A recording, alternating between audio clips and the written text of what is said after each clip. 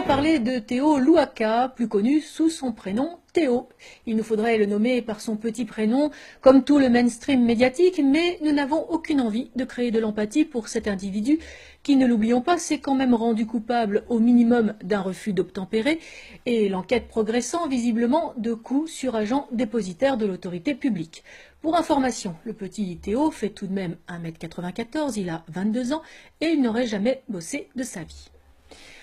De vous à moi, quand un policier ou un gendarme nous demande nos papiers d'identité ou ceux de notre véhicule, nous avons droit à un salut, nous répondons par un bonjour en tendant nos documents qui nous sont rendus également avec un merci par un argent courtois qui nous libère à nos occupations du moment. Et on est en droit de penser que cela se passe ainsi avec 99% des Français de souche. Donc, pour se retrouver avec 4 policiers sur le dos, il me semble que l'échange a dû être moins courtois et qu'au lieu de présenter ces documents, le petit chouchou des médias, le petit Théo d'une vingtaine d'années, a dû leur servir un langage fleuri tel que celui enseigné dans les écoles de Najat. Évidemment, on peut aussi croire que les 4 policiers avaient été recalés au stage d'aguerrissement de la milice populaire nord-coréenne et qu'ils se sont défoulés sadiquement, tels des pédophiles écolos, sur ce pauvre passant fréquentant à l'insu de son plein gré un point de deal de drogue.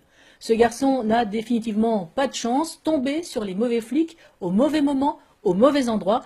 Il a de plus droit à la visite du plus grand loser de la 5e, Monsieur Bricolage, le même qui ne s'était pas déplacé au chevet des policiers, brûlés vifs ou lynchés, le même qui n'assiste pas à la levée des corps des militaires tombés pour la France dans les guerres qu'il a déclarées.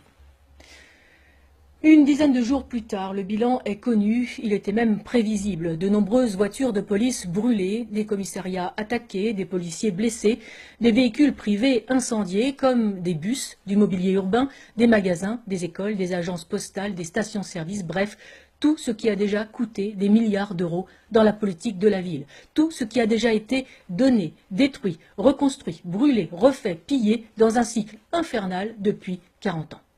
Au passage, on notera que jamais les CAF et tout ce qui sert de distributeur de billets à ces chances pour la France, comme disait Bernard Stasi, ne sont ni brûlés ni attaqués et qu'elles ouvrent toujours sans problème les lendemains d'émeutes.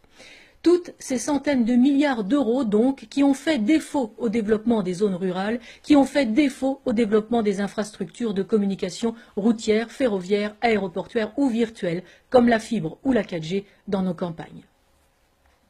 Les émeutes qui se propagent comme celle de 2005 ne témoignent ni d'un mal-être social, ni d'un échec économique, mais de la ruine du vivre ensemble, du multiculturalisme, du métissage. Les émeutiers balancent des cocktails Molotov au cri d'Allahu Akbar. La France qu'ils veulent niquer, c'est celle qui leur a tout donné, sans aucune contrepartie, ni même d'effort d'intégration. Ils brûlent son drapeau, attaquent ses représentants, qu'ils soient policiers, pompiers, facteurs ou agents d'EDF. Même les journalistes font les frais de leur message d'amour et de paix.